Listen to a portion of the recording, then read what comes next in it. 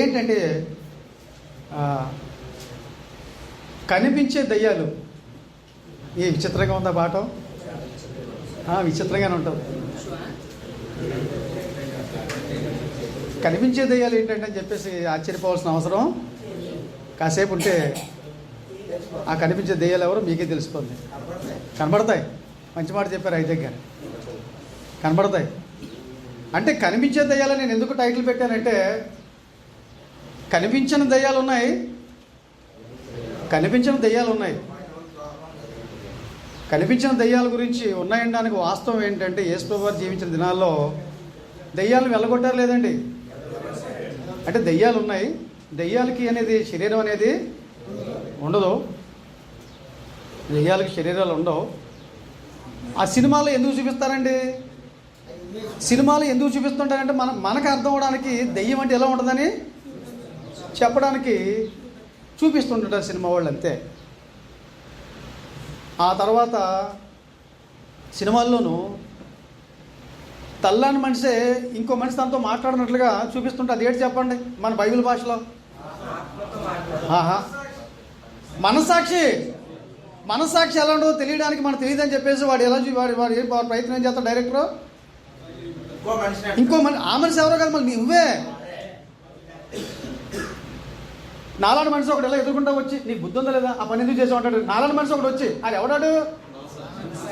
మీకు అర్థం అవడానికి అంతే, మనకు అర్థం అవడానికి చేస్తున్న పనులు తప్ప ఇంకోటి ఏమీ కాదు. వాళ్ళ ప్రయత్నాలు వాళ్ళు చేస్తుంటారనమాట. ఇక్కడ వాస్తవంగా దెయ్యాలు ఆ సినిమా వాళ్ళు తీస్తున్నప్పుడు చచ్చిపోయిన తర్వాత ఎవరో అమ్మ బలత్కరించబడింది, ఆవిడ బలవంతం చేయబడితే తర్వాత ఆవిడ దెయ్యం అయిపోయినట్లు, ఆ ఇంట్లో తిరుగుతున్నట్లు, ఏవో సౌండ్లు చేస్తున్నట్లు, వాళ్ళందరినీ పేక నొక్కేస్తున్నట్లు, ఇవన్నీ వాస్తవాలు మాత్రం. మనవాళ్ళు కూడా ఎవరైనా దెయ్యాలు ఎవరైనా ఊర్లో చనిపోతే, ఏ కిరోసిన్ పోసుకున్నాం బలవంతంగా చనిపోతే, ఆ ఊర్లో ఆడవాళ్ళే ఒకటి రేపుతారండి, ఒక పుకారు. ఏంటి? వాళ్ళ ఆమె చనిపోయిన తర్వాత దెయ్యం అయిపోయింది, మా ఇంటికి వచ్చేసింది, రాత్రి వచ్చింది, నా పేక నొక్కేస్తుందని చెప్తుందండి. ఆ అమ్మ సంగతి తేల్చు అని చెప్పేసి ఇంటి మీద గొడవకు వచ్చేవాళ్ళు ఉన్నారండి. నేనంటాను, అలాంటి వాళ్ళు ఎవరైనా ఉంటే మీరు పోలీస్ స్టేషన్కి వెళ్ళాలా? ఏం చేయాలండి? ఇక్కడ కాదు నువ్వు ఇవ్వాల్సిన కంప్లైంట్. అప్పుడు వాళ్ళు ఏమంటారండి, ఒకసారి మాకు చూపించు అంటారు. అవునండి, చూపిస్తారు వీళ్ళు. ఇది దురాత్మలు ఉన్నాయండి, దెయ్యాలు ఉన్నాయి, నేను లేవట్లేదు. దెయ్యాలు ఉన్నాయి, దురాత్మలు ఉన్నాయి, నేను లేవట్లేదు, ఉన్నాయని నేను ఇంత ముందే చెప్పాను కదా. నేను యేసుప్రభువు దురాత్మలు లేకపోతే ఎందుకు దురాత్మలను వారిలో బయటకు వెళ్ళగొట్టారు? దెయ్యాలు లేకపోతే దెయ్యాలు ఎందుకు వెళ్ళగొట్టారు? దెయ్యాలు ఉన్నాయి. కానీ నేను చెప్పేది ఏంటంటే, చనిపోయిన దెయ్యాలు ఎవరు?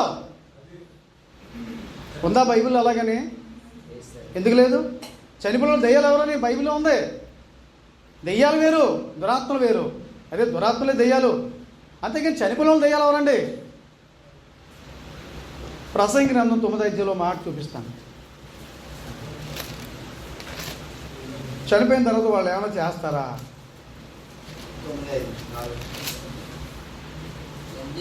9వ అధ్యాయము 5-6 వచనాలండి. 5-6 వచనాలు. బ్రతికి ఉండేవారు తమ చతురని ఎరుగుదురు, అయితే చచ్చిన వారు ఏమియో ఎరుగరు. వారి పేరు మరువబడి ఉన్నది, వారికి ఇక ఏ లాభమునో కలుగదు. వారిక ప్రేమింపరు. ప్రేమించగలరా? రెండో మాట, పగబెట్టుకొనరు. పగబెట్టుకుంటారా? మరి పగబెట్టి పేగ నొక్కేస్తున్నాడే. సినిమా వాళ్ళు చెప్పిందంతా నిజం కాదు కదా, అది కల్పించారు. అలాగా కల్పించినవి కథలయ్యి. వారు ప్రేమించరు, పగబెట్టుకోరు, అసూయపడరు. కానీ ఈ 3 పనులు ఎవరు చేస్తారో తెలుసా? భూమి మీద ప్రాణంతో ఉన్న నువ్వు నేనే చేస్తాం పనులు. ఈ మంచి పనులు అనుకుంటారు. ఇవి పగబట్టే పని, వారు ప్రేమించే పని మంచి పనే, పగబట్టే పని, అసూయపడే పని మంచి పనే. అందుకని మనకంటే వాళ్ళు చాలా ధన్యులండి. ఎవరికంటే బతుకున్న వాళ్ళకంటే వాళ్ళు చాలా ధన్యులండి. ఎందుకు ధన్యులు? ఇంక వాళ్ళకి సంబంధం, వారికి ఇక లోకంతో పని అనేది, వాళ్ళకి ఎవరిని ప్రేమించరు, పగబెట్టుకోరు. అందును బట్టి చనిపోయిన వాళ్ళకి దెయ్యాలకి ఎలాంటి సంబంధం? ఒకటి గుర్తుపెట్టుకోండి, నువ్వు నిజమైనటువంటి దేవుని బిడ్డవైతే, నువ్వు క్రైస్తవుడు అయితే దయ్యాలు నిన్ను చూసి భయపడాలి తప్ప దయ్యాలు చూసి భయపడాల్సిన అవసరం అంతే. దయ్యపు శక్తులు లేవని చెప్పట్లేదు గ్రంథం, దయ్యపు శక్తులు ఉన్నాయి, కానీ మన మీద పనిచేయలేవండి, వాటి ప్రభావం పనిచేయలేదు. కాబట్టి ఈ కనిపించిన దయ్యాల గురించి నేను మాట్లాడదలుచుకోలేదు. మీకు చెప్పే సబ్జెక్ట్ ఏంటంటే కనిపించే దెయ్యాలు. ఈ కనిపించే దెయ్యాలు ఏంటో 4 సంగతులు చెప్తాను మీకు. నేను 4 పాయింట్లుగా మీరు రాసుకోవచ్చు. మొట్టమొదటి పాయింట్ ఏంటంటే బోధించే దెయ్యాలు. బోధించే దెయ్యాలంటే ఆశ్చర్యపోవాల్సిన అవసరం ఏంది? బైబిల్లో చూపిస్తాను మీకు వచనాన్ని. బోధించే దెయ్యాలు ఉంటాయా? బోధించే దయ్యాలు మొట్టమొదటి పాయింట్ అండి. నేను బోర్డు మీద రాయట్లేదు నేను ఇంకా. తిమోతికి రాసిన మొదటి పత్రిక 4వ అధ్యాయం 1వ వచనం చదివితే ఆ మాట అక్కడ రాయబడి ఉంది.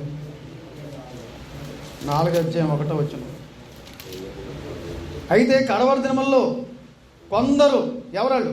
అబద్ధికులు వేషధారణ వల్ల మోసపరచుచు ఆత్మల యందును, మోసపరచు ఆత్మల యందును, దయ్యముల బోధ యందును లక్ష్యముంచి. దయ్యముల బోధ యందును. ఏ బోధ? దెయ్యాల బోధ. దెయ్యాల బోధ. దెయ్యాల బోధ వేరు, దేవుని బోధ వేరు. దేవుని బోధ ఏంటి అనుకుంటున్నారు? దేవుని బోధ ఏంటంటే చెప్తాను వినండి. యేసు ప్రభువు వారు సొంతంగా తను ఏది మాట్లాడలేదు, తన ఇష్ట ప్రకారం ఏది మాట్లాడలేదు. తను ఏ తండ్రి ఏం చెప్పమన్నాడో అదే చెప్పాడు. యేసు వారు బోధించిందే అపోస్తులు బోధించారు. కానీ అపోస్తులు బోధించడానికి అపోస్తులకు జ్ఞాపకం చేసింది ఎవరు? మధ్యలో యేసు ప్రభు వారికి అపోస్తుల మధ్యవర్తిగా ఆయన్నాడు జ్ఞాపకం చేయడానికి. అంటే పరిశుద్ధాత్ముడు సొంతంగా మాట్లాడలేదు. యేసు ప్రభు చెప్పిన సంగతులనే పరిశుద్ధాత్ముడు ఏం చేశాడు? జ్ఞాపకం చేశాడు. అంటే బోధ ఎక్కడి నుంచి వచ్చింది? సుప్రీం ఎవరు? తండ్రి చెప్పిందే క్రీస్తు ప్రభు వారు చెప్పారు. క్రీస్తు ప్రభు వారు చెప్పిందే పరిశుద్ధాత్ముడు జ్ఞాపకం చేశాడు అపోస్తులకి. క్రీస్తు ప్రభు చెప్పిన బోధే అపోస్తులు బోధించారు. అపోస్తులు బోధించిన బోధే ఈరోజు మన చేతిలో ఉన్నటువంటి కొత్త నిబంధన. ఆ అపోస్తుల బోధలో ప్రతి ఆదివారం రొట్టె విరుస్తారు, నెలకోసారి కాదు. అపోస్తుల బోధలో వారు ఎక్కడ చప్పట్లు కొట్టరు, వాయిద్యాలు వాయించరు, క్రిస్మస్ గుడిపెట్టడానికి పండుగలు ఉండవు, వారు వర్ధలు కొద్ది కానుకలు ఇస్తారు, టచ్లు గట్ట ఉండవు. అది వాక్యానుసారమో కాదు. అర్థమవుతుందండి? ప్రజల్ని మోసం చేయొద్దు. ఇక్కడ వాళ్ళ గురించి ఎక్కువ సమాచారం లేకపోయినా కొన్ని మాటలు చూసారా? ఈ అబద్ధ బోధకులు ఎలా ఉంటారు, దెయ్యాల బోధలు బోధించే వాళ్ళు ఎలా ఉంటారో చెప్తున్నట్టు చూసారండి. వారు దేన్ని నిషేధిస్తారటండి? వివాహము నిషేధిస్తారట. కింద ఉన్నమాట. ఈరోజు పెళ్లి చేసుకోవద్దని చెప్పడానికి ఎవడండి? ఎందుకు చెప్పాలి? పెళ్లి చేసుకోవద్దని చెప్పాల్సిన అవసరం వచ్చింది? వివాహం చేసుకోవద్దని చెప్తారా? వాళ్ళ నాయకుడు ఎవరో పెళ్లి చేసుకోవాలని చెప్పేసి ఆ నాయకత్వం వహించేవాడిని అనుసరిస్తారు అందరూనూ.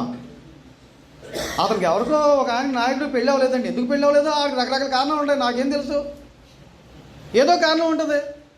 ఏ లోపం ఉందో అతను చేసుకోలేదు, నీకేమొచ్చింది? ఈరోజు పెళ్లి చేసుకోవద్దని చెప్పడానికి వీల్లేదండి. ఒకవేళ అతను నిజంగా దేవుని కోసం సమర్పించుకొని నేను పెళ్లి చేసుకోదలుచుకోలేదు అనుకుంటే మనం వాళ్ళని బలవంతం చేయాల్సిన అవసరం అది అతని ఇష్టం. కానీ చెయ్యొద్దు, పెళ్లి చేసుకోవడం తప్పని చెప్పొద్దు, అది అబద్ధ బోధ అవుద్ది. ఇదిగో అక్కడ ఆ మాట దొరికిందండి. ఆ మాట మనకి 3లో ఉందండి.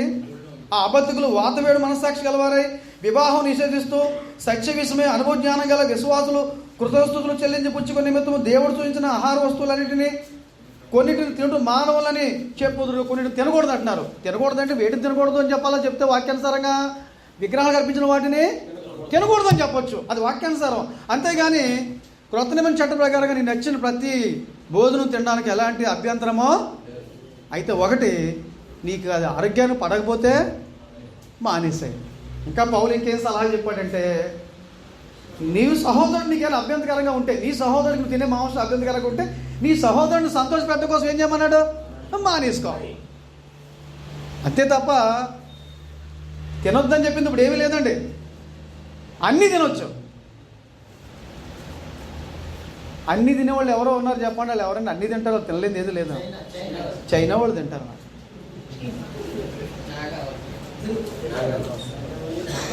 నీకు నచ్చిందలా తిను, వద్దని దేవుడు చెప్పలేదు.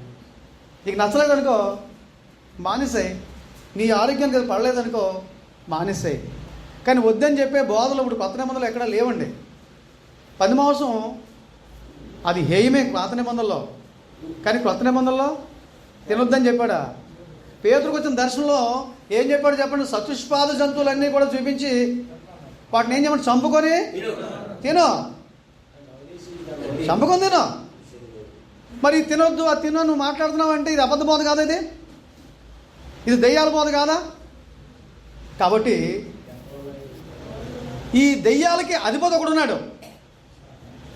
ఎవడండి వాడు? సాతాను. వీళ్ళందరికీ బాబు, దెయ్యాలకి బాబు. వాస్తవంగా మొట్టమొదటి అపవాదం చేసినటువంటి బోధ ఏం బోధో తెలుసా అండి? అపవాదం ముందు బోధ చేశాడు, అబద్ధ బోధ చేశాడు. దెయ్యం బోధ చేసింది మొట్టమొదట ఏంటండి? వాడు చేసిన బోధ ఏంటండి? ఏదో తోటలో ప్రవేశించి అవ్వమ్మతో మాట్లాడే మాటలేంటి? ఇది నిజమా అన్నాడు. ముందు అనుమానం పుట్టించాడు. తర్వాత రెండోది ఏం చేశాడంటే దేవుని పట్ల వారికి అవిశ్వాసం కలిగేటట్లుగా చేశాడు. తర్వాత సాతాను బోధలో ఎన్ని అబద్ధాలు ఉన్నాయి, ఎన్ని నిజాలు ఉన్నాయి తెలుసండి? అక్కడ మీరు చదివితే 3వ అధ్యాయం జాగ్రత్తగా చదివితే కరెక్ట్గా చెప్పగలరా ఎన్ని అబద్ధాలు ఉన్నాయి, ఎన్ని నిజాలు ఉన్నాయి? వాడు చెప్పిన బోధలో ఎన్ని అబద్ధాలు ఉన్నాయి, ఎన్ని నిజాలు ఉన్నాయి? మన సహోదరులు చాలామందికి తెలియట్లేదండి. చదివేసుకుంటూ పోతున్నారు తప్ప వాక్యాన్ని పఠించట్లేదు. వాడు చెప్పినటువంటి 4 విషయాల్లో ఒకటే అబద్ధం చెప్పాడు, 3 నిజాలు చెప్పాడు. మీరు తింటే చస్తారని దేవుడు చెప్పాడు, చావరని. మీరు తింటే చావరని చెప్పాడు, అదే అబద్ధం. మిగిలినవన్నీ నిజాలే. చస్తారని దేవుడు చెప్పాడు, చావరని అది అబద్ధం. అంటే వాడు చెప్పిన బోధనలో నిజం ఉందా, అబద్ధం ఉందా? నిజం ఉంది. ఈరోజు మనుషులు ఈజీగా నమ్మించాలంటే నిజం చెప్పిన నమ్మరండి, అలాగే అబద్ధం చెప్పిన నమ్మరండి. ఈజీగా పొట్టలో పడేయాలంటే ఏం చేయాలి చెప్పమంటారా? కొంత నిజమును కొంత అబద్ధం కలిపి చెప్పండి, ఎలా ఉంటాడని పొట్టలో పడతాడు. అంటే ఇలాంటి ప్రయోగాలు చేయకండి. మీరు భలే చెప్పారని చెప్పేసి ఇలాంటి ప్రయోగాలు చేయమని కాదు, అది పాపం అని చెప్తున్నాను. ఓ రోజు ఒక ఆయన నీళ్లు పట్టుకొచ్చి నీళ్ళు పాలోయమ్మ పాలని తిరుగుతున్నాడు. బుద్ధునాడు ఎవడన్నా పాలని కొనుక్కుంటాడంటే అట్లనే కొనుక్కోడు. తర్వాత రోజు ఏం చేశాడంటే ఆ నీళ్ళలోనే కొంచెం పాలు వేసి పాలోయమ్మ పాలని తిరుగుతున్నాడు. కొంటారండి? అవి ఏం పాలు అయ్యి?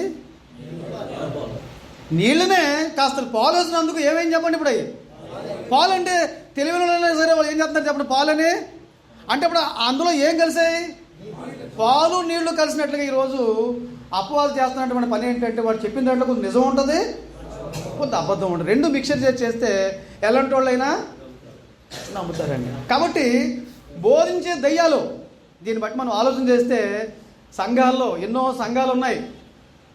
ఇలాంటి దయ్యాలు ప్రతి ఆదివారం వారంలో ఎన్నో కార్యక్రమాలు ఇళ్ళ దగ్గర గృహాల్లోనూ లేకపోతే సంఘాల్లోనూ ఎన్ని దయ్యాలు బోధలు చేస్తున్నాయంటారు. దీన్ని బట్టి ఆలోచన చేయండి.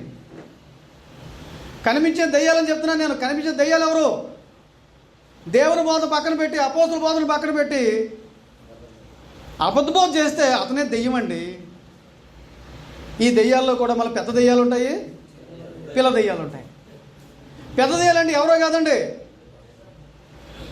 ఈ సర్కస్ కంపెనీ వాళ్ళు 4 లారీలో 10 లారీలో తెచ్చుకుంటారు ఇక్కడికి. సర్కస్కి వస్తారనమాట. సర్కస్ ఏర్పాటు చేసిన తర్వాత డబ్బులన్నీ ప్రోగు చేసుకుని ఏం చేస్తారు? మళ్ళీ వాడు దారిన వాళ్ళు వెళ్ళిపోతారు. అప్పుడప్పుడు ఈ సర్కస్ బ్యాచ్ లాగా కొంతమంది ఈ పెద్ద దెయ్యాలు వస్తుంటాయండి, టచ్ బ్యాచీలు. మీకు అర్థమైపోతుంది. వాళ్ళ పేర్లు నా నోటితో చెప్పించక్కర్లేదు. వీళ్ళు పెద్ద దెయ్యాలన్నమాట. టచ్ అంటే పడిపోతాడండి. వీడి కళ్ళద్దాలు మళ్ళను. ఈ టచ్ అనేవాడు కళ్ళద్దాలు ఎందుకంటే నాకు అర్థం కాదు. నీకు బీపీకో మాత్రం, షుగర్కో మాత్రం లోపల ఉంటుంది జేబులో. గట్టిగా కాసేపు నిలబడలేవు.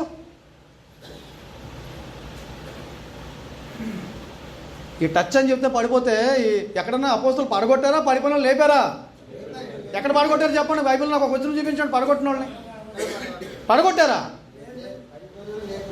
కాబట్టి దెయ్యాల్లో కూడా కొన్ని పెద్ద దెయ్యాలు ఉన్నాయి, కొన్ని పిల్ల దెయ్యాలు ఉన్నాయి.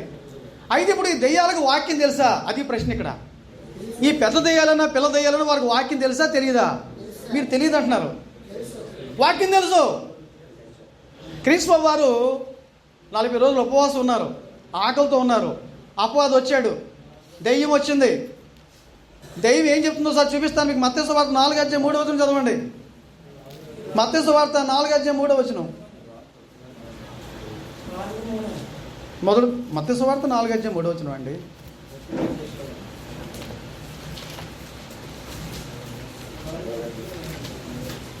అపవాదికి వాక్యం తెలీదా?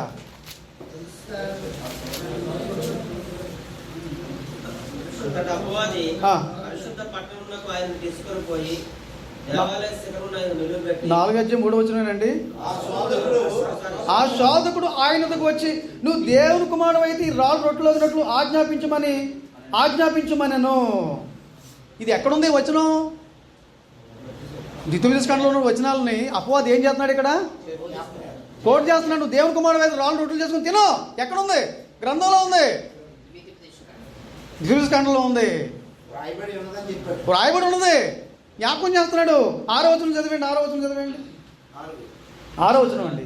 నువ్వు దేవుని కుమారుడు అయితే క్రిందకు దుముకుము, ఆయన నిన్ను గూర్చి తన దూతలకు ఆజ్ఞాపించును. నీ పాదం ఎప్పుడైనా రాతికి తగలకుండా వారు నిన్ను చేతులతో ఎత్తుకొందురు అని రాయబడి ఉన్నది. రాయబడిన సంగతి అపవాది తెలుసు అనమాట. అంటే అబద్ధాలు బోధించే వాళ్ళకి వాక్యం తెలియదు అనుకోకండి. ఏది అబద్ధమో ఏ సత్యం వాళ్ళు కూడా తెలుసు. నేను ఒక సామెత చెప్తాను. నిద్రపోయేవాడిని ఎవడైనా లేపచ్చు, నిద్రపోయిన వాళ్ళు ఎవడైనా లేపచ్చండి. నిద్రపోతున్నాడు, నిజంగా నిద్రపోతున్నాడు. దొంగ నిద్రని ఎవరు లేపుతాడండి? నాకు అర్థం కాదు. దొంగ నిద్రని ఎవరు లేపుతాడండి? లేనాడు, నిద్రపోతున్నట్లుగా నటిస్తున్నాడు అంతే తప్ప నిద్ర మాత్రం. కాబట్టి మొట్టమొదటి సంగతి ఏంటంటే బోధించే దయ్యాలు అంటే ఈ బోధించే దయ్యాలు ఎవరో మీకు ఇప్పుడు కనబడే ఉంటారు. సంఘాల్లోనే కనబడతారు, ఇంకో ఈ పుల్లిపిట్టి మీద కనబడతారు. అపోస్తుల బోధ పక్కన పెట్టి అబద్ధ బోధిస్తుంటే నేనే పెద్ద దెయ్యాన్ని అవుతాను. దెయ్యం అంటే ఎవరనుకుంటున్నారండి? అపోస్తుల బోధన పక్కన పెట్టి అబద్ధ బోధనలు చేస్తే నేనే దెయ్యాన్ని అవుతాను. దెయ్యం అంటే ఎవరు? కనిపించే దెయ్యాలని చెప్తున్నాను నేను. కనబడం దెయ్యాల గురించి నేను మాట్లాడదలుచుకోలేదు. ఇప్పుడు కనిపించే దెయ్యం ఎవరో మీకు అర్థమైందా? కాబట్టి ఒకటి ఏంటంటే బోధించే దెయ్యాలు. రెండో సంగతి ఏంటంటే వాక్య వినే దెయ్యాలు. ఇదేంటండి వాక్య వినే దెయ్యాలు ఉంటాయా అని మీరు అడుగుతారు నన్ను, అడగాలి కూడాను. వాక్య వినే దెయ్యాలు ఉంటాయా అంటే వీళ్ళు ఎలాంటి వాళ్ళు అంటే దేవుని మందిరానికి వస్తారు కానీ వాక్యం వింటారు కానీ వాక్య ప్రకారం బ్రతుకుల్ని దిద్దుకోరండి. అక్కడే దులిపేసి వెళ్ళిపోతారు. వీళ్ళు బ్రతుకులు మార్చుకోరు.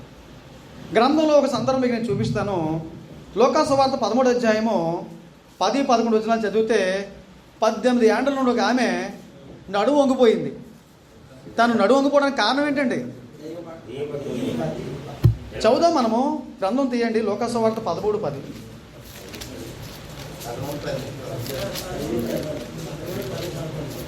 13వ అధ్యాయం 10వ వచనం అండి. 10 నుండి ఉంది అక్కడ.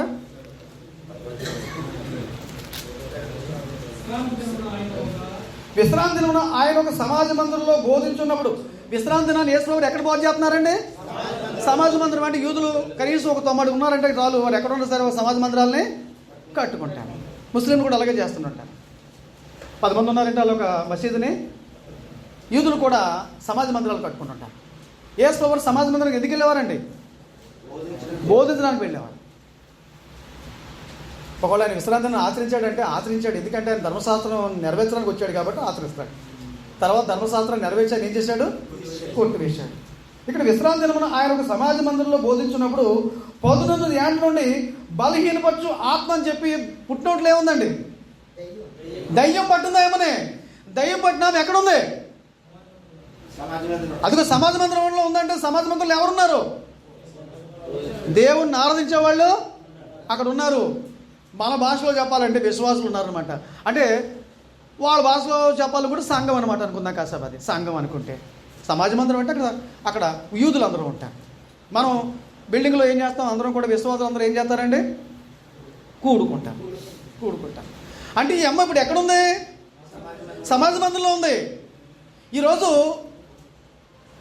దయ్యం పట్టిన వాళ్ళు సంఘాల్లో ఉన్నారండి. ఏం దయ్యం పట్టిందని మీరు అడిగితే ఒక్కొక్కరికి దయ్యం, సీరియల్ దయ్యం, సినిమాల దయ్యం, తాగుడు దయ్యం, చిన్న కొమ్మ దయ్యం, ఇంకో భార్య కావాలా, ఈ భార్య జాలదో. ఇంకా విచిత్రం ఏంటంటే దైవజనం చెప్పుకుంటూ సెలలో ప్యాకెట్లు ఆడుతున్నారని డబ్బులు సంపాదించేస్తాం, రాత్రికి ధనవంతులు అయిపోదామని. ఇది ఆశ దురాశ ఆలోచించండి. దేవుని సేవకులు చెప్పుకునే వాళ్ళకి సిగ్గుచ్చారం ఉండాలా. నువ్వు 10 మందికి చెప్పేవాడువే, తప్పు చేస్తే ఖండించాల్సినాడు. నువ్వే ప్యాకెట్ ఆడుతుంటే మా కోట్లు కూడా సంపాదించేద్దామనే, అంటే కష్టపడి సంపాదించావు అనమాట. ఏంటంటే గేమ్లే ఉన్నాయంటే దాంట్లో ప్యాకెట్ ఆడుతున్నారు. ఏం పనులండి ఇలాంటి పనులు మనం చేయకూడదండి. ముందు ఈ గాడి ఎలా ఉంటుందంటే 10 రూపాయలుగా మనం వేస్తే 10 రూపాయలు వస్తుందండి. 10 రూపాయలు వచ్చింది కాదు, అప్పుడు 20 వేస్తామండి. 20కి ఏం చేద్దాం? ఏమవుతుందండి? మళ్ళీ 20కి 20 వస్తుందండి, పోదండి. 40 వచ్చింది కాబట్టి అది 100 ఉంది కదా, 100 వేస్తానంటాడండి. 100 కానీ ఏమవుతుందండి? అది ఆశ ఉండాలండి. మరి ఏమంటే కూడా చెప్పండి.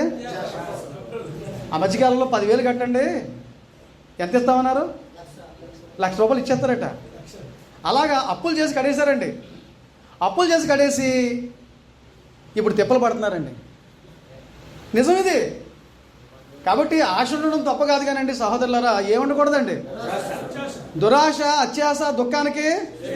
ఎందుకంటే అంత ఆశ, ఎందుకంత దురాశ? కష్టపడదాం, దేవుని పని చేద్దాం, మన దేవుడు పోషిస్తాడు. మనకి ఆయన ఏం లోడ్ చేయడు. 10 మందికి చెప్పేవాళ్ళు మనమే పాపిష్టి పనులు చేస్తుంటే ఇంకెవరికి చెప్తాం చెప్పండి మనం. ఇంతకని ఏం పనులండి? అందును బట్టి సంఘంలో ఇలా దెయ్యం పట్టిన వాళ్ళు ఉన్నారు. ఆ అమ్మ నడుము వంగిపోయిందంట. వంగిపోయింది కాబట్టి మనం ఏ పాపానికి వంగిపోకూడదు, లొంగిపోకూడదు, బెండైపోకూడదు. గుర్తుపెట్టుకోండి. ఏ మనిషి అయినా సరే ఒకసారి ఏదైనా పాపానికి వంగాడంటే మళ్ళీ అదే పాపానికి వంగుతాడండి. మేకను ఒకసారి మనం గోడ కొట్టినప్పుడు అది షార్ప్గా లేకపోతే సగం దూరం వెళ్ళి ఆగిపోద్ది, వంగిపోద్ది. వంగిపోయిన మేక మళ్ళీ మనం నిదానంగా కొట్టి మళ్ళీ కొడితే ఎక్కడ వంగుతుందండి? ముందు ఎక్కడ వంగిందో జాగ్రత్త. మేకని నువ్వు నేను షార్ప్గా ఉండాలా. ఎక్కడన్నా వంగామా ముందు మనకి ఏ అలవాటు మనం వదులుకున్నాం, మళ్ళీ అదే అలవాటు ఆ సమయం వచ్చినప్పుడు కొంచెం మళ్ళీ ఏదో చేయాలనే ఆలోచన, జాగ్రత్త. వంగిపోవడానికి అవకాశం ఉంది. కాబట్టి ఏ పాపానికి వంగిపోకూడదు, లొంగిపోకూడదు, బెండ్ అయిపోకూడదు. ఈరోజు విశ్వాసులు ఎందుకు మనం మాదిరిగా ఉండలేకపోతున్నాం అసలు ఆలోచించండి. కాబట్టి విశ్వాసులు కూడా ఎలాంటి దెయ్యాలు చెప్పండి? అంటే వాక్యం వినే దెయ్యాలు కూడా ఉన్నాయి. యెహెజ్కేలు గ్రంథంలో 33వ అధ్యాయము 31, 32 వచనాలు మనం చదివితే వారు వాక్యం వింటారు కానీ వాక్య ప్రకారంగా ప్రవర్తించరని చెప్తుంటాడు అక్కడ సమాచారం. చదివేయండి త్వరగా. 33వ అధ్యాయం 31, 32. యెహెజ్కేలు గ్రంథం 33వ అధ్యాయము 31, 32లో ఉన్నాయండి. ఆ మాటలు చదివిస్తే మనకు అర్థమైపోద్ది. నా జనులు రాదైన విధంగా వారు నీ యొద్దకు వస్తారు. నీ యొద్దకంటే ఇక్కడ ప్రవక్త ఎవరు? యెహెజ్కేలు. నీ యొద్దకు వచ్చారా? 2, నా జనులు ఇట్లుగా నీ ఎదురు కూర్చున్నారా? కూర్చున్నారు, బాగానే ఉంది. 3, నీ మాటలు వింటారా? వింటారు, అది కూడా బాగుంది. తర్వాత గాని గూను వచ్చింది, గాని అని గూను వచ్చేసింది. వాటిని అనుసరించి వారి నోటితో ఎంతో ప్రేమ కనపడుతుంది కానీ వారి ఉదయం లాభం అపేక్షించున్నది. నీవు వారికి వాయిద్యం బాగుగా వాయించు, మంచి స్వరం కలిగినటువంటి గాయకుడుగా ఉన్నావు. వారిని మాటలు విందురు కానీ వాటిని అనుసరించి. కాబట్టి ముందు మనం సంఘానికి మాదిరికరంగా ఉండాలండి. మనం పాపం చేయకూడదు. ముఖ్యంగా దేవుని సేవకులుగా విశ్వాసులు పాపం చేయకూడదు. సువార్థికుడు ఎలా ఉండాలంటే గడ్డి మీద కుక్కను పెట్టామనుకోండి, అది తిందో ఎవరినే, అది ఆవుని కావలా పెడితే అది తినడమే కాకుండా 10 ఆవులు తినిపిస్తుందండి. అని ముఖ్యంగా క్రైస్తవులుగా, ముఖ్యంగా దేవుని సేవకులు మనం ఒకటి గుర్తుపెట్టుకోండి. ముందు మన కుటుంబానికి మాదిరికరంగా ఉండాలి. ఎవరికి మాదిరికరంగా ఉండాలండి? కుటుంబానికి. అందరినీ ప్రార్థన రమ్మని చెప్తాం. ముందు ఎవరు రారు? ఇంట్లో భార్య రాదు, పిల్లలు రాదు. ముందు నా మాట నా భార్య నా పిల్లలు పోతే బయట వాళ్ళు అంటారండి. అందుకే నేను సామెత చెప్తుంటాను, సబ్బు అందరినీ శుభ్రం చేస్తాను. ఇంట్లో వాళ్ళు అందరినీ సబ్బు పెట్టిన చేయదండి. సబ్బు అందరినీ శుభ్రం చేస్తుంది కానీ సబ్బు పెట్టినే చేయదండి. సబ్బు పెట్టిన శుభ్రం చేయదండి. అంటే ఈరోజు మనం అందరినీ శుభ్రం చేస్తున్నాం కానీ సబ్బు పెట్టి ఎవరండి? అందుకనే ఇంట్లో భార్యను పిల్లలు అందరూ బట్టి. సహోదరులారు, ఇక్కడ విషయం ఏంటంటే వాక్యం విని వాక్య ప్రకారంగా బ్రతకాలండి. ఇక్కడ దేవుని మందిరంలో కూడా దెయ్యాలు ఉన్నాయంటే ఉన్నాయి. వాక్యం వింటారు కానీ వాక్య ప్రకారంగా బ్రతకబడుతున్నారు. దెయ్యాలేనండి. ఏదో దెయ్యం పట్టింది వాళ్ళకి, లొంగిపోయారు, బెండ్ అయిపోతున్నారు. ఇక మూడో సంగతి ఏంటంటే లోబడిన దెయ్యాలు. యాకోబు పత్రిక 2:19 దెయ్యాలు వణుకుతాయండోయ్, భయపడతాయండోయ్. ప్రసంగం చెప్పేసేపటికి కాసేపటికి కూడా కాస్త భయం వేస్తుంది. మామూలే. చదువుదాం చూడండి, మాట ఉంది. యాకోబు పత్రిక 2:19 ఉందండి. యాకోబు పత్రిక 2:19 అండి. లేదంట మాట. దేవుడు ఒక్కడే నువ్వు నమ్ముచున్నావు, అలాగే నమ్ముట మంచిదే. దేవుడు నాడని దెయ్యాలు కూడా నమ్ముతున్నాయంటే. మనం నమ్మేసామంటే గొప్పవి కాదు, దెయ్యాలు కూడా దేవుడు నమ్ముతున్నాయంట. దెయ్యములను నమ్మి వణుకుచున్నవి. దెయ్యాలు నమ్ముతున్నాయా దేవుడు నాడని? నమ్ముతున్నాయి. వణుకుతున్నాయి, భయపడుతున్నాయి. కానీ అది వచ్చిన గొడవ. మారు ఆ కాసేపు ప్రసంగాలు విన్నాను చెప్పు కూడా కాస్త భయం వేస్తుంది, పుట్టుదే, మళ్ళా మామూలే. దెయ్యాలు భయపడుతున్నాయి, వణుకుతున్నాయి, కానీ లోబడతాయా? ఇలాంటి వారంగా బోధించే వాళ్ళగా మనం ఉండకూడదు, విశ్వాసులు కూడా ఉండకూడదండి. అందును బట్టి బోధించే దెయ్యాలంటూ మీకు చెప్పాను నేను. రెండోది ఏంటండి? వాక్యం వినే దెయ్యాలు సంఘాల్లోనూ ఉన్నాయి. మూడోది ఏంటండి? లోబడిన దెయ్యాలు ఎక్కడున్నాయి? సంఘాల్లోనూ ఉన్నాయి. చాలామంది డాక్టర్లుగా మాట్లాడినప్పుడు వింటారు, సరే ఇది సత్యమా అని వదిలేస్తారు, లోబడరండి. ఇలా చేస్తే మనం బతకలేమనుకుంటారు. కొంతమంది ఎలా తయారయ్యారంటే, ఒక సామెత చెప్తానండి, ఇతరులను నొప్పించక తాను నొప్పుబడక తప్పించుకొని తిరుగువాడని ఏర్పరు సుమతి. అబ్బా, ఎన్ని తెలివితేటలండి వాళ్ళకి. వాళ్ళని ఏమనకూడదు, నేను బాధపడకూడదు, వాళ్ళు బాధ పెట్టకూడదు, సర్దుపోదవరా. సినిమా కాదండి, సర్దుపోదవరా. సర్దుపోతారా? సత్యం కోసం పౌరుషంగా నిలబడాలా. ఏ సత్యం అయితే సత్యం కోసం నిలబడాలా, పౌరుషంగా నిలబడాలా, రాజీ పడకూడదు. అర్థమైందండి? నాకు లక్షలు ఇచ్చినా ఎవరి దగ్గరికి వెళ్ళను నేను, నాకు డబ్బులు అక్కర్లేదు, గంజి తాగుతాను, లేకపోతే పస్తులు ఉంటాను, చచ్చిపోతాను, అంతే తప్ప క్రీస్తు సంఘాన్ని వదిలిపెట్టి ఎక్కడికి నేను వెళ్ళలేనండి. నేను నా వల్ల కాదు అది, నా వల్ల ఏ పని కాదు అది. కాబట్టి అలా ఉండొద్దని మనము ఇతరులు నొప్పించకూడదా? తప్పు చేస్తే మనం నొప్పించొద్దా? ఇది తప్పని చెప్పొద్దా? ఖండించొద్దా?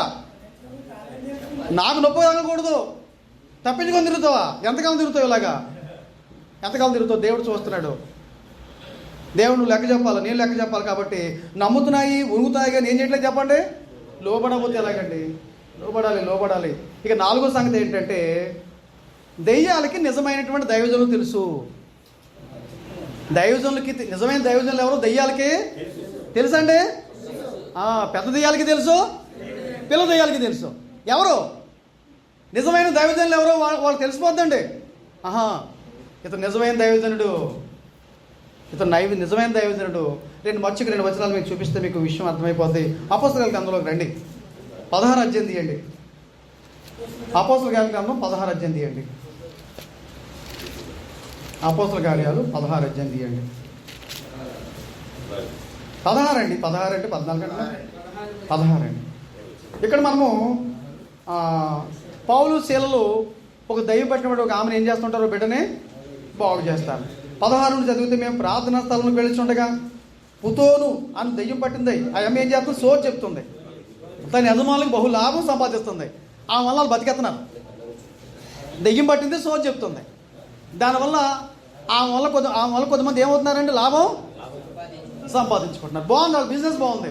కానీ పౌలు శీలలో చేంజ్ చేశారు, వాళ్ళ బిజినెస్ని పాడు చేశారు.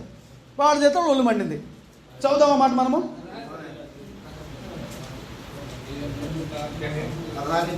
16 నుండి.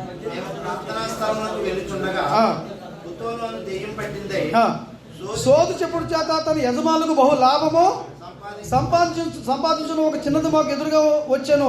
ఆమె పౌలును మమ్మును వెంబడించి ఏమన్నా చూడండి, ఈ మనుషులు సర్వోన్నతులైనటువంటి దేవుని దాసులు, వీరు మీకు రక్షణ మార్గమును ప్రశ్నించు వారే ఉన్నారని కేకలు వేసి చెప్పాను. ఎవరి గురించి మాట్లాడుతుంది చెయ్యి పిల్ల?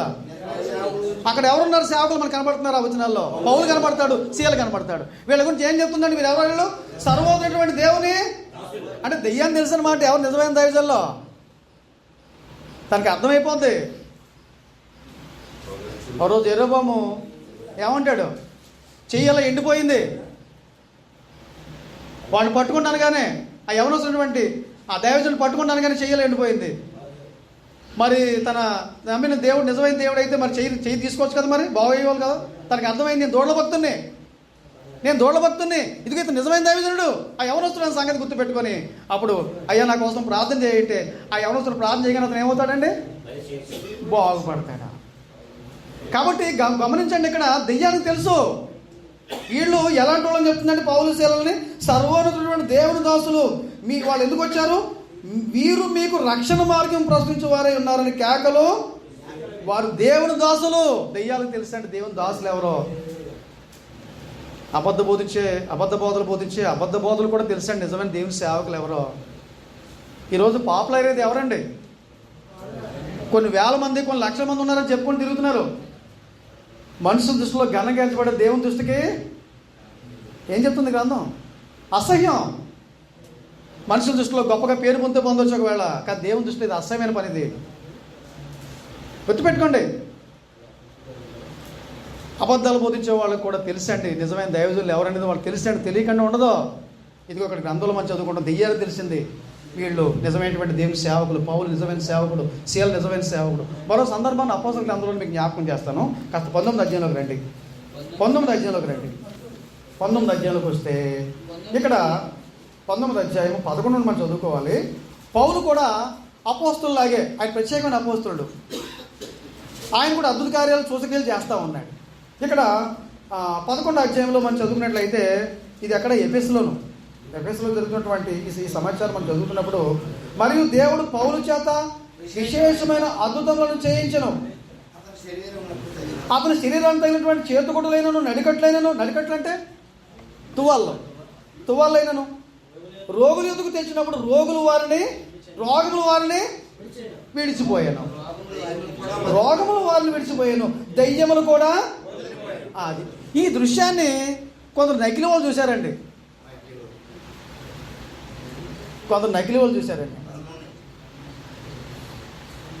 వాళ్ళు యూదులేనంట. కింద వచనంలో ఉందంటే, అప్పుడు దేశ సంచారులను మాంత్రికులైన కొందరు యూదులు పౌలు ప్రకటించు యేసుతోడు మిమ్మల్ని ఉచ్చాటన చేయుచున్నానన్న మాట చెప్పి దెయ్యములు పట్టిన వారి మీద ప్రభువైన యేసు నామమున ఉచ్చరించుటకు పూనుకోండి. వీళ్ళు కూడా పౌలు ఎలాగైతే ప్రభువైన యేసు నామమున ఈ దెయ్యాలను వెళ్ళిపోమని ఆజ్ఞాపిస్తున్నట్లుగా వీళ్ళు కూడా అంటున్నారటండి. అంటే వీళ్ళు కాపీ చేస్తున్నారు అనమాట. మేము కూడా అలా చేద్దామని. వీళ్ళు ఒరిజినల్ కాదు, వీళ్ళు నిజమైన దైవజనులు కాదు. పౌలు నిజమైన దైవజనులు, వీళ్ళు నకిలీళ్ళు. అప్పుడు వాళ్ళు ఎవరో పేర్లు కూడా ఉన్నాయి కదండి. యూదుడైన షవయును, ఒక ప్రధాన యాజకుని కుమారులు 7. మొత్తం ఎంతమంది అండి? 80 కనబడుతున్నారు ఇక్కడ ఈ అబద్ధ బోధకులు. వాళ్ళు ఏం చేశారండి? అలాగూ చేయుచుండ్రి అంటే పౌలు చేసినట్టుగా డిటో చేస్తున్నారు అనమాట. పౌలు ఎలా చేశాడా? ఇదిగో యేసునామాన ఈ దెయ్యాన్ని వెళ్ళిపోవాలని ఆజ్ఞాపిస్తున్నాను పౌలు అన్నట్లుగా వీళ్ళు కూడా ఆజ్ఞాపిస్తున్నారంట. ఆజ్ఞాపిస్తుంటే దెయ్యాన్ని తెలిసిపోయిందండి. ఇప్పుడు చదవండి అన్నమాట. అందుకు ఆ దెయ్యం, నేను యేసును గుర్తాను. యేసు ఎవరో బాగా తెలుసు. ఆ యేసు కొరకు ఏజెంట్లు ఎవరో, నిజమైన ఏజెంట్లు ఎవరో నాకు తెలుసు. పౌలు కూడా ఎరుగుదుని. దెయ్యానికి ఎవరు తెలుసండి? పౌలు ఎవరో తెలుసు. యేసు ఎవరో తెలుసట. యేసు సేవకుడైనటువంటి పౌలు ఎవరో అడుగుతుందండి. కానీ మీరెవరని అడుగుగా ఆ దెయ్యం పట్టిన వాడు ఎగిరి, అక్కడ దెయ్యం పట్టినవాడు ఎవడో ఉన్నాడు కదా, ఆడు ఎగిరి ఒక తను అన్నాడండి. వారి మీద పడి వారు ఇద్దరిని, ఎంతమందికి లెక్క 80లోనూ ఇద్దరి మీద తిరగబడ్డాడు. దెయ్యం తిరగబడింది. ఆ దెయ్యం పట్టినోడు తిరగబడి తనితే బట్టలు ఊడిపోయాట. ఉందన్నమాట. వారిలో ఇద్దరిని లొంగ తీసుకొని గెలిచెను. అందుచేత వారు దిగంబరులై గాయము తగిలి ఆ ఇంట నుండి పారిపోయేటట్లుగా తనేటండి వాళ్ళిద్దరు. ఒక ఇద్దరిని అంటే ఇక్కడ దెయ్యానికి నిజమైన దేవుని సేవకులు ఎవరో తెలిసిపోతుందా? ఎవరు నిజమైన సేవకులు ఇక్కడ? పౌలు. మరి ఉత్తుత్తి సేవకులు ఎవరు? నకిలీ వాళ్ళు ఎవరు? ఈ 7గురును. అంతేనండి. అంటే దెయ్యాలంటే మీకు అర్థమైంది. దెయ్యాలు మళ్ళీ నేను చెప్పక్కర్లేదు కదా. గుర్తుపెట్టుకోండి. నీకు నువ్వే ప్రశ్నించుకో. నువ్వు దేవునికి ఏజెంట్గా పనిచేస్తున్నావా, సాతానికి ఏజెంట్గా పనిచేస్తున్నావు? నిన్ను పరీక్ష చేసుకో. నువ్వు దేవునికి ఏజెంట్గా పనిచేయాలనుకుంటున్నావా, సాతానికి ఏజెంట్గా పనిచేయాలనుకుంటున్నావా, లేక ఈ లోకం మట్టుకే బ్రతికేద్దాం అనుకుంటున్నావా? కొరింథీ పత్రికలో ఉంటుంది, ఈ లోకం మట్టుకే మనం క్రీస్తునందు నిరీక్షించున్న వారమైన మనుషులందరికంటే అరే పెంట మీద ముండబోతుందండి బతకలేదండి. ఆ రోడ్డు మీద ఉన్న ఒక వేష 15 లారీలు ఉన్నదంట. ఏ రోజుకి డబ్బు 1000 రూపాయలు లక్షలు వచ్చేందుకు కొందటంటే ఆశ్చర్యపోతున్నారు. నువ్వు సంపాదించావు, పెంట మీద ముండ సంపాదించాలని సామెత తెలియదా మీరు? ఎండరు మరి మీరు. డబ్బు సంపాదించడానికి ఈ గ్రంథాన్ని అడ్డు పెట్టుకోవద్దండి. ఈ గ్రంథంలో ఉన్నటువంటి దేవుణ్ణి అడ్డు పెట్టుకోవద్దండి. జాగ్రత్త. మనం ఎవరితో పోరాడుతున్నామో తెలుసా అండి? అపవాదికి ఏజెంట్లుగా ఉంటే దేవుడితో పోరాడుతున్నాం. మనము దేవుడితో పోరాడుతున్నాం. జాగ్రత్త. నీకు చేత కాకపోతే, ఈ ఉద్యోగం చేయలేకపోతే విరమించుకో, మానేస్తాయి పూర్తిగా. అంతే తప్ప ఈ బైబిల్ పట్టుకుని దిగావంటే, రంగంలో దిగావంటే, బరిలో దిగావంటే సత్యం కోసమే పోరాడాలి తప్ప అబద్ధాలు బోధించడానికి ముందుకి రావద్దు. నేను ఎంత చెప్పాను, నేను మిమ్మల్ని ఏం చేయలేను. నేనేం చేస్తానండి? నేనేం చేయగలను? ఒకడున్నాడు, ఆయన భయపడండి. నేను ఒకటే చెప్తాను, ఆయన సంఘాన్ని మనం ఏం చేయకూడదండి. నేను ఒకసారి చెప్పాను, మళ్ళీ ఒకసారి గుర్తు చేస్తున్నాను. నా టైం అవుతుంది, ఇంకొక 5 నిమిషాలు ఉంది, అంతే కదండి? ఓకే, నేను ముగించేస్తాను. అమెరికా ఒక ఆయన సభలో ఉన్న వాళ్ళు నిలబడినాడు. ఒక ఆయన లేచాడు, అయ్యా కోపపడదు, ప్రశ్న వేస్తానన్నాడు. అయ్యా వెయ్యండి. ఏం లేదు, నువ్వు ఇంటికి వెళ్ళేసరికి నీ భార్య ఎవరు చెరిచారు, పాడు చేశారు, ఏం చేస్తావు అని అన్నాడు. నీ భార్యను పాడు చేస్తే నువ్వేం చేస్తావు? పాడు చేసిన సంగతి తెలిసింది, ఇప్పుడు ఏం చేస్తావు అన్నాడు. ఏం చేస్తారంటారు మీరు? వాళ్ళ అమ్మని తిట్టినా కోపం రాదు, కానీ ఎవరంటే కోపం అవుతుందండి? నీ పెళ్ళం అన్నం అండి, ఇక తర్వాత మాటలు చెప్పక్కర్లేదు. ఇంకా కోపం అవుతుందా మనిషికి? మాట అంటేనే కోపం వచ్చింది, భార్యను పాడు చేసిన సంగతి తెలిస్తే ఊరుకుంటాడండి ఎవడన్నాను? అది ఒక కరెక్ట్ అని పదం వచ్చేసింది. అంటే నీ భార్యను పాడు చేస్తే నువ్వు ఊరుకోవన్నమాట. ఊరుకోనండి అన్నాడు. ఏం చేస్తావు? ఏదైనా చేస్తానండి, చంపేస్తానండి అన్నాడు. మరి నీ భార్యను పాడు చేస్తే నువ్వు ఊరుకోవయ్యా, మంచిదే. మరి ఆయన భార్యను పాడు చేద్దామని చూస్తున్నామని నువ్వు, మరి నీ సంగతి ఏంటని అడిగాడంట. మరి ఆయన సంఘం ఆయన భార్య కదా, ఎందుకు పంపించమంటారా? అలాగే. కాబట్టి నువ్వు ఆయన భార్యను పాడు చేస్తే దేవుడు ఊరుకుంటాడా? మరి ఆయన భార్యను పాడు చేసేవాళ్ళు నేను లేను, మీరు ఉండొద్దని నేను కోరుకుంటున్నాను. ఎన్ని రకాల దెయ్యాల గురించి చెప్పండి. మొట్టమొదటి సంగతి చెప్పండి, బోధించే దెయ్యాలు, వాళ్ళే బోధకులు, అబద్ధ బోధకులు. రెండోది వాక్యం వినే దెయ్యాలు, వాళ్ళ సంఘంలోనే ఉంటారు, విశ్వాసులే. అలాగండి. బోధించే దెయ్యాలు ఎవరు మీకు అర్థమైపోయిందా? కనిపించే దెయ్యాలు ఎవరో. రెండోది వాక్యం వినే దెయ్యాలు, వాళ్ళు కనబడుతున్నారా? వాళ్ళు ఎవరో 2 పెళ్ళాలను తీసుకొస్తాడు కూడా సంఘానికి. ఇది దెయ్యం కాదండి, సంఘంలోనే ఉంటాడు. మళ్ళా ఎక్కువ కానికి అతను ఎత్తాడండి. ఆయన ఏమనకూడదు, ఈయన అండకూడను. ఏమనంటే అతను కానికి ఇవ్వడం. అందరు బట్టి సంఘంలో కూడా దెయ్యాలు ఉన్నాయి. మూడవ సంగతి ఏంటంటే లోబడం దెయ్యాలు. ఎన్ని ప్రసంగాలు ఆలకించో. నేను మాట చెప్తాను, యేసు కూడా 3 సంవత్సరాలు తిన్నాడు, త్రాగాడు, ఆయన పక్కన పడుకున్నాడు, ఎన్నో ప్రసంగాలు బయట విన్నాడు, ప్రైవేట్ క్లాసులు కూడా విన్నాడు. అందరిని ప్రభువారు ఎంతో మందిని మార్చాడు, తన శిష్యులు కూడా మారారు, అందరూ మారారు. కానీ యేసు ప్రభువారు అందరినీ మార్చారు, కానీ ఒక్కడు మాత్రం ఆయన కూడా సాధ్యం కాలేదండి. తనకు కాలేదట. ఇసుక దిగుతున్న మాత్రం తన వల్ల కూడా కాలనప్పుడు నేనేం చేయగలుగుతాను, మీరేం చేయగలుగుతారు? కొందరు ఎన్ని ప్రసంగాలు చేసినా వారు మారరండి. వాళ్ళు మార్పు అనేది వాడు వదిలిపెట్టేయడమే. లోబడం దెయ్యాలు. ఎన్ని ప్రసంగాలు ఆలకించినా బాగా చెప్పారండి అంటారు. కాబట్టి నమ్ముతాయి దెయ్యాలు, ఉనుగుతాయి, కానీ ఏం చేయాలి చెప్పండి? లోబడం. ఇక 4వ సంగతి ఏం చెప్పానంటే దెయ్యాలకు నిజమైన దైవజనులు ఎవరో, ఉత్తుత్తి బోధకులకి నిజమైన బోధకులు ఎవరో వారికి తెలుస్తుందండి. ఈ నిజమైనటువంటి బోధకులు మనకు కనబడరండి. మరి ఎవరు కనబడతారు? లోకం దృష్టిలో గొప్పగా ఎంచబడేది ఎవరండి? నిజమైన దైవజనులు బయటికి కనబడరండి. నేను మాట చెప్పనా, తాసుపాము ఎప్పుడు తాసుపామేనండి. బురదపాములో ఎక్కడ పడితే తిరిగేస్తాయి. వాటి వల్ల మనం భయపడాల్సిన అవసరం కూడా, మనం చూడగానే పారిపోతాయి. తాసుపాము ఎప్పుడన్నా పారిపోద్ది అనుకుంటున్నారా? మీరు చిన్న పిల్లల్ని చూడండి.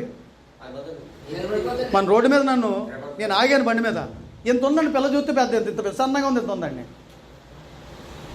నేను ఆగాను బండి మీద, కదలదే, దమ్ముంటే రా అని చూస్తుందండి. చూస్తే ఇంత పిల్ల దమ్ముంటే రా అంటుంది. అది ఏ జాతిలోదండి? తాసు జాతిలోంది. నిజమైన దైవజనులు తాసు పావులండి, వాళ్ళు జాతుల పావులండి. అయ్యి ఇవన్నీ బురద పావులండి. నాకు అంత సంఖ్య ఉంది, ఇంత సంఖ్య ఉందని గొప్పలు చెప్పుకుంటున్నారు. ఆ గొప్పలు చెప్పుకుని తండ్రి ఎవడో తెలియదు. యేసు తండ్రి అంట, యేసు తండ్రి అంట. మరి యేసు తండ్రి అయితే ఆ తండ్రికి ప్రార్థన చేసుకున్నాడు అనమాట. తండ్రికి ప్రార్థన చేసుకున్నాడా? యోహాను సువార్త 17వ అధ్యాయంలో యేసు ఎవరో తెలియదు, తండ్రి ఎవరో తెలియదు, పరిశుద్ధాత్మ ఎవరో తెలియదు. నాకు ఇంతమంది సంఖ్య ఉందని చెప్తుంటారు, గొప్పలు చెప్పుకుంటున్నారు. సర్కస్ వాళ్ళలాగా పెద్ద ఇక్కడ పెద్ద పెద్ద పట్టణాలకు వచ్చి కార్యక్రమాలు ఏర్పాటు చేస్తున్నారు. ఒకడు వచ్చి అంటాడు, నేను వెళ్ళిపోతావు సార్, ఆగాను అక్కడ. ఆ మాట నా చెవును పడింది. మీ ఏరియాకి వచ్చాను కానీ నాకు లాస్ వచ్చింది అన్నాడండి.